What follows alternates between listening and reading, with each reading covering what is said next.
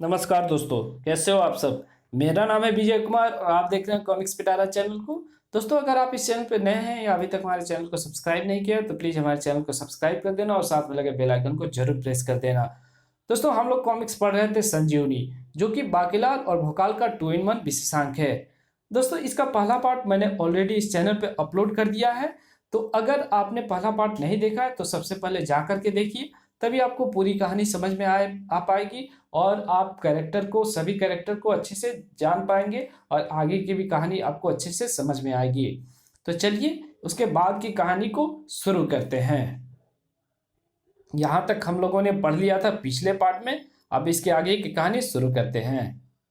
किंतु एक बात समझ में नहीं आई, इस सिंह का तो एक पाँव ही नहीं है, ये तो ठीक से चल भी नहीं पा रहा है। फिर इससे तुम्हें क्या खतरा था? कोई भी नहीं। क्या मतलब? तो फिर तुम बचाओ बचाओ क्यों चिल्ला रही थी? ये तो मेरा रोज का काम है। रोज का काम? क्या मतलब? वास्तव में मुझे प्रेम करने का बहुत शौक है। मैं चाहती हूँ कि किसी बांके, सजीले, गठीले या सुंदर नौजवान से मुझे प्रेम हो जाए। उसके लिए किंतु प्रेम ऐसे ही तो नहीं होता, उसके लिए उस नौजवान की और मेरे प्रभावकारी मुलाकात होना भी आवश्यक है। इसलिए मैं रोज उस शेर की मात के आगे से निकलती थी। मुझे पता था शेर लंगड़ा है और मुझसे तेज नहीं भाग सकता। मैं चाहती थी कि जो नौजवान आकर मुझे शेर से बचाएगा, मैं उसी से प्रेम करूंगी, और वो नौजवान आप हैं। क्या? अंततः आज मेरी मेहनत सफल हो ही गई। मुझे मेरा प्रियतम मिल ही गया। किंतु ये तो इस बेचारे सिंह पर जुल्म हो गया ना। ये तो खामखा ही मारा गया और इसकी हत्या का पाप मुझे ही लगेगा। मुझे प्रायश्चित करना होगा और उसके लिए मैं आजीवन कुंवारा रहूंगा। अरे अरे नहीं, आपको कुंवारा रहने की कोई आवश्यकता नहीं है। आप कुंवारे रहेंगे तो मैं विवाह किससे करूंगी? आपको सिंह के लिए बेहद चिंतित होने की आवश्यकता नहीं है। वो देखो, उसको उसको सौ को मैंने ही बनाया है। उसको क्या देखूं? घर, वो छोकरी कहाँ गई? शायद चली गई। अरे, वो उसे जीवित कैसे हो गया? मेरे पिताश्री की कृपा से। तुम्हारे पिताश्री की कृपा से? क्या मतलब? मेरा भाग्य ही खराब है। चलो, मैं भी चलता हूँ। आज फिर कोई केचुए मारकर उन्हीं का भोजन करना पड़ेगा। मैं संजीवनी ऋषि की पुत्री सोहनी हूँ। मेरे पिताश्री बहुत ही दयालु इंसान है। वो किसी की भी मृत्यु नहीं देख सकते। जहां भी शव पड़ा देखते, संजीवनी मंत्र पढ़कर उस शव को जीवित कर देते हैं। क्या? ऋषि संजीवनी का परिचय पाकर बाकीलाल मन ही मन उछल पड़ा। बेटा बाकीलाल, ये तो वही चमत्कारी शक्ति है जिसके खोज में तू भटक रहा है। किंतु तुम्हारे पिताश्री ऋषि संजीवनी कहीं दिखाई तो पड़े ही नहीं। फिर उन्होंने सिंह को जीवित कैसे किया? वो तो अपना कार्य करके चले भी गए। वो देखो। ओह, बेका बेटा बाके, ऋषि तक पहुंचकर उसके कृपा प्राप्त करने के लिए ऋषि की कन्या को अपने पक्ष में बनाए रखना अत्यंत आवश्यक होगा। किंतु मैं तो इसे मना कर चुका हूँ। अब तुरंत ही विवाह के लिए हामी नहीं भर सकता। थोड़ा सा नाटक करना पड़ेगा। आप क्या सोच रहे हैं प्रियतम? मैं तो सोच रहा हूँ सोनी कि अभी भी मैं तुमसे विवाह नहीं कर सकता। परंतु क्यों? क्योंकि विवाह के पश्चात मैं तुम्हें विधवा बनते हुए नहीं देख सकता। किंतु ऐसा तो तुम्हारी मृत्यु के पश्चात ही होगा, और तुम्हारी और मेरी मृत्यु तो कभी हो ही नहीं सकती। होगी भी तो पिताश्री हमें पुनः जीवित कर देंगे। वो तो हमें जीवित कर देंगे, किंतु इनकी मृत्यु के पश्चात उन्हें कौन जीवित करेगा? क्या मतलब? सोहनी, प्रत्येक इंसान की मृत्यु तो होनी ही है। तुम्हारे पिता की मृत्यु के साथ ही उनकी विद्या भी उनके साथ ही राख का ढेर हो जाएगी। और यदि उस समय हम में से किसी की मृत्यु हुई, तब हमें कौन जीवित करेगा? ये तो मैंने सोचा ही नहीं। अब तुम ही बताओ कि मैं क्या करूं? इस समस्या का कोई ना कोई हल तो अवश्य ही होगा। इसका एक ही हल है, और वो ये कि तुम्हारे पिताश्री संजीवनी विद्या मुझे सिखाएं। किंतु वो ऐसा हरगिज नहीं करेंगे। तो फिर मैं भी हरगिज तुमसे विवाह नहीं करूंगा। नहीं, ठहरो, एक उपाय है। वो क्या? मुझे पेटू राक्षस की मदद लेनी होगी। मैं उसे जैसा कहूंगी वो ऐसा ही करेगा। दरअसल पेटू राक्षस भी मुझसे विवाह करना चाहता है, किंतु वो मेरी इच्छा के विपरीत मुझसे विवाह करेगा तो जलकर भस्म हो जाएगा। इसलिए वो मेरे उत्तर की प्रतीक्षा कर रहा है। ऋषि कन्या बाकेलाल को साथ लेकर पेटू राक्षस की गुफा की ओर चल पड़ी। पेटू राक्षस के पास गंगा चंगापाई नाम की शक्ति है, जिससे वो अपने शरीर के आकार को मक्खी के आकार से भी छोटा कर सकता है, जिससे वो मुख या नासिकाओं के रास्ते किसी के भी उदर अर्थात पेट में प्रवेश कर उसे भीतर से पूरी तरह खा जाता है। शीघ्र ही ऋषि कन्या पेटू राक्षस के पास जा पहुंची और प्रिय पेटू, मैं तुमसे विवाह करने में अब विलंब नहीं करना चाहती, किंतु इसमें एक अड़चन है। कैसी अड़चन? जल्दी बताओ। फिर आह ऋषि परकाया परवेशाचार्य, मेरे उदर में अत्यंत पीड़ा हो रही है। ठहरो, मुझे जांच करने दो। पिताश्री, पिताश्री, पेटू राक्षस इस ओर तो नहीं आया। पेटू राक्षस? ओह, कहीं वही तो नहीं प्रवेश कर गया मेरे पेट में। उसका तुरंत अंत आवश्यक है। मुझे परकाया प्रवेश की गधैया विधि मालूम है, किंतु राक्षस का वध करने के लिए मैं तुम्हारे उदर में किसे प्रवेश कराऊं? ये देखो, शायद वो कोई लकड़ा रहा है। आह! ऋषि परकाया प्रवेशाचार्य ने बाकेलाल को सारी स्थिति से अवगत कराने के साथ ही ऋषि संजीवनी के पेट में प्रवेश करने के लिए तैयार कर लिया। तब मेरे गधैया मंत्र ढेचू ढेचू बोलते ही तुम भी सूक्ष्म रूप धारण करके ऋषि संजीवनी के उदर में प्रवेश कर जाओगे। किंतु ध्यान रहे, पेटू राक्षस का वध करते ही उधर से बाहर तुम अपनी इच्छा से ही आ सकते हो, अन्यथा तुम्हारी काया उदर के भीतर ही दीर्घाकार होने लगेगी और ऋषि संजीवनी का पेट फट सकता है। अब मैं गधैया मंत्र का उच्चारण करता हूँ। ढेचू ढेचू ढेचू। इसी के साथ बाकेलाल सूक्ष्म रूप में परिवर्तित होकर ऋषि संजीवनी के मुख में समा गया। ऋषि के उदर में समाने की योजना सफल हो गई। उदर में पहुंचते ही छोटे बाकेलाल को दिखाई पड़ा पेटू राक्षस। पेटू राक्षस दुष्ट, अब तो नहीं बचेगा। अरे बाप रे, यहाँ भी शत्रु आ पहुंचा। केवल पेट में ही मेरा वध किया जा सकता है। बाकेलाल ने एक झटके में पेटू राक्षस का वध कर डाला। आह! उन ऋषि कन्या का क्या होगा? वो कुंवारी रह जाएगी। तो उसकी चिंता मत कर और आराम से नरक को प्रस्थान कर। ऋषि के पेट की पीड़ा भी तुरंत ठीक हो गई। पीड़ा गायब हो गई। ओह, लगता है बाकेलाल ने पेटू राक्षस का वध कर डाला है। अब उसे बाहर आने को कहो। बाकेलाल पुत्र, बाहर आ जाओ। नहीं, जब तक ऋषि संजीवनी मुझे संजीवनी विद्या का ज्ञान नहीं देंगे मैं बाहर नहीं आऊंगा। पुत्र, व्यर्थ वाद विवाद उत्पन्न मत करो। तुम्हारी काया दीर्घाकार रूप लेने लगी होगी। अतिशीघ्र बाहर आने की इच्छा करो। संजीवनी विद्या का ज्ञान प्राप्त किए बिना बाहर नहीं आऊंगा। पिताश्री, उसे तुरंत संजीवनी विद्या प्रदान कीजिए। किंतु पुत्री, यदि यह विद्या मैंने किसी अन्य को दी तो मेरी तत्काल मृत्यु हो जाएगी, और यदि बाकेलाल के पास संजीवनी विद्या होगी तो आपको पुनः जीवित कर लेगा। तो फिर ठीक है, बाकेलाल को 3 बार पोड़ की पहिया मंत्र का उच्चारण करना होगा। उससे मेरी काया से संजीवनी विद्या प्राप्त हो जाएगी। पोड़ की पहिया मंत्र क्या है? इस मंत्र का उच्चारण केवल मैं ही कर सकता हूँ। उस मंत्र को केवल विद्या ग्रहण करने वाला व्यक्ति ही सुन सकता है। बाकेलाल, मंत्र का उच्चारण करने के लिए तैयार हो जाओ, किंतु ध्यान रखना, जब तुम मुझको जीवित करो तब आसपास कोई दूसरा व्यक्ति नहीं होना चाहिए, अन्यथा उसकी आंख फूट जाएगी। मैं तैयार हूँ। चप्पा चप्पा चप्पू चले, चप्पा चप्पा चप्पू चले, ओनी पोनी आनिया तेरी विद्या दूसरे को मिले, हो चप्पा चप्पा चप्पू चले। इतना कहने की देर थी कि ऋषि संजीवनी धम से भूमि पर गिर पड़े। इनका देहांत हो गया।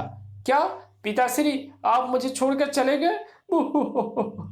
चलो, अच्छा हुआ। वैसे भी आप नहीं जाते तो विवाह के पश्चात तो मैं जाने ही वाली थी अपनी ससुराल।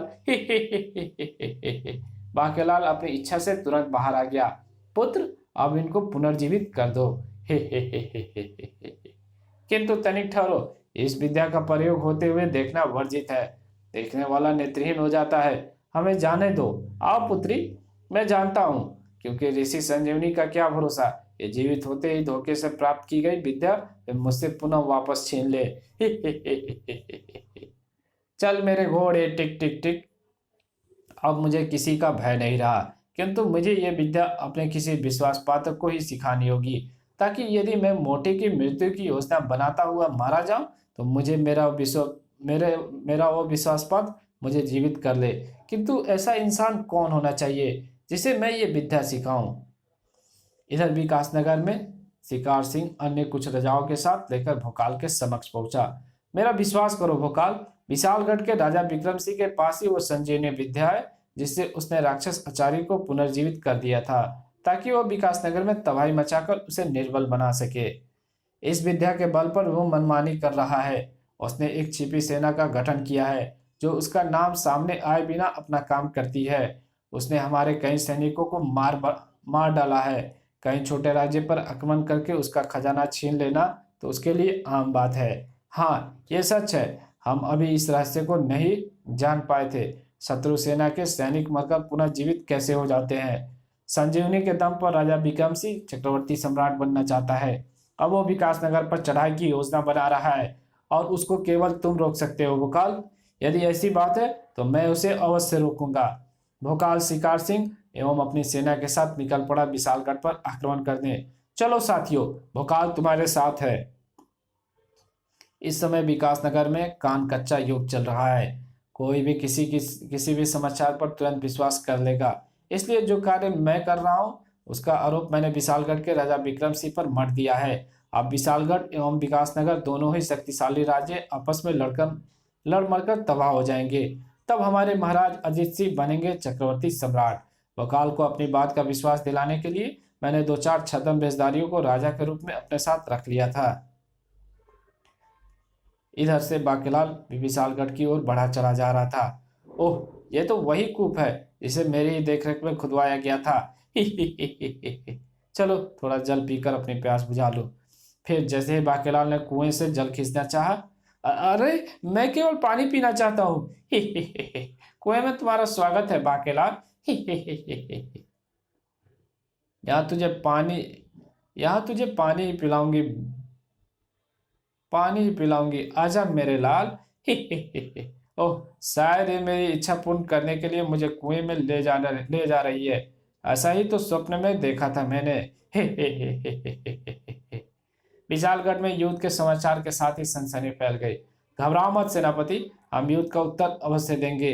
हमारी सेना विश्व की सबसे शक्तिशाली सेनाएं हैं और ये शक्ति हमें इसलिए प्राप्त हुई है क्योंकि हम अकारण ही किसी से युद्ध नहीं करते।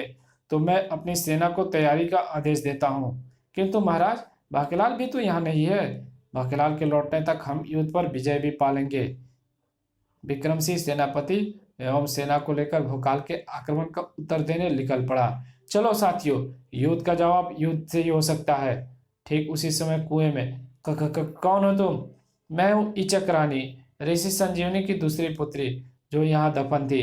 पहले संजीवनी विद्या मेरे पास थी, किंतु इसके दुरुपयोग के कारण मेरे पिताश्री ने यह विद्या मुझसे छीनकर मुझे यहाँ दफन कर दिया था।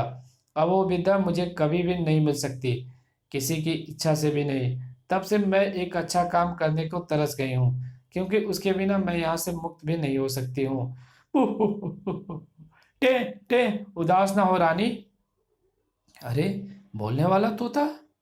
सुनो बाकेला, मुझे तुम्हारे पास से संजीवनी की गंध आ रही है, किंतु तुम्हें इस विद्या का कोई लाभ नहीं मिलने वाला। भला क्यों? यदि तुम मर गए तो स्वयं अपने आप को जीवित किस प्रकार करोगे? यही तो मैं भी सोच रहा था कि अपनी विद्या किसी ऐसे इंसान को सिखाऊं जो मेरी मृत्यु के पश्चात मुझे जीवित कर दे। और यदि उस इंसान ने ऐसा नहीं किया तो हाँ, ऐसा तो हो सकता है जैसा मैंने ऋषि संजीवनी के साथ किया। तुम मेरा तोता ले जाओ और इसे संजीवनी विद्या सिखा दो, ताकि आवश्यकता पड़ने पर ये उस मंत्र को बोलकर तुम्हें जीवित कर ले। ही। अरे हाँ, किंतु तोते को कैसे पता लगेगा कि मैं मर गया हूँ? तुम्हें इसे समझाना पड़ेगा कि जब भी तुम निश्चल और निढाल होकर गिर पड़ो, ये तभी मंत्र बोले। ये हमेशा तुम्हारे साथ रहेगा। टे टे। फिर इचक रानी ने बाकीलाल को कुएं से बाहर पहुंचा दिया। वाह, यह तोता तो लाजवाब है। मैं इसे मंत्र सिखा देता हूँ। टे टे मंत्र सिखाने के पश्चात प्यारे तोते, जब भी मैं ऐसे गिरा दिखूं तो तुम पोड़ की पहिया मंत्र बोलना। टे टे चप्पा चप्पा चप्पू चले। ही। अरे वाह, ये तो समझ रहा है। इधर बाकेलाल उठकर आगे बढ़ चला। एक बार फिर गिरकर देखता हूं। ही। टे टे चप्पा चप्पा चप्पू चले, चप्पा चप्पा चप्पू चले, ओनी पोनी आनिया तेरी मृत्यु तुरंत टले। ही। अरे वाह, ये मंत्र भी सीख गया और मंत्र का उपयोग कब करना है ये भी सीख गया। ही। इधर दोनों सेनाएं आमने सामने पहुंच चुकी थी। आक्रमण आक्रमण। उधर भोकाल ने आह्वान किया महागुरु भोकाल की शक्ति का। भोकाल भोकाल की तलवार का सामना भला कौन कर पाता। खचाक खचाक। सेनापति और विक्रम सिंह ने उसकी राह रोक ली। भोकाल, अब तुम्हें और कत्लेआम नहीं करने देंगे। मैं भी तुम्हें और कत्लेआम नहीं मचाने दूंगा। यही वो क्षण था जब बाकेलाल भी वहां पहुंचा था। अरे यहाँ क्या हो रहा है। अरे यहाँ तो भयंकर युद्ध हो रहा है। और ही। तुम हंस क्यों रहे हो। क्योंकि तुम्हारी सारी सेना तो पहले ही हमारे हाथों मारी जा चुकी है और अब तुम दोनों अकेले बचे हो। क्या। ही।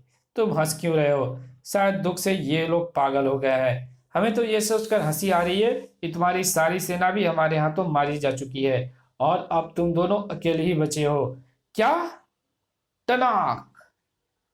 और अब तुम दोनों भी नहीं बचोगे। अब करके दिखाओ अपनी सेना को जीवित। सेना को जीवित। ये तुम क्या कह रहे हो भोकाल। एक चमत्कारी शक्ति का दुरुपयोग मैं तुम्हें हरगिज नहीं करने दूंगा। कैसी शक्ति। मेरे पास कोई शक्ति नहीं है। युद्ध जीतने के लिए हमें किसी अन्य चमत्कारी शक्ति की आवश्यकता नहीं।